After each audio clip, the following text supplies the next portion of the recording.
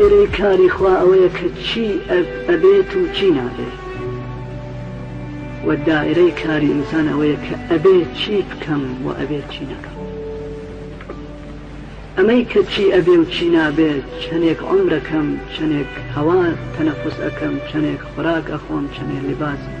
ئەپۆشم چەندێک مەسکەنم ئەبێت چەندێک ئیسراحەتم ئەبێت ئایا مشکلات یێتە ڕێگەم ناداری و مەحرومیەت یێتە ڕێگەم شکنجە و ئەزەت و ئازار کوشتن ئەمانە لە دائرەی کاری خوایە بە ئێمە نیە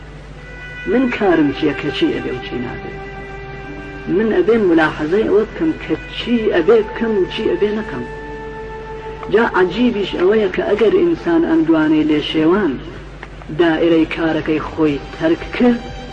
هیچ دەخاڵەتێکیش ناتوانێت لە دائرەی کاری خوا بکات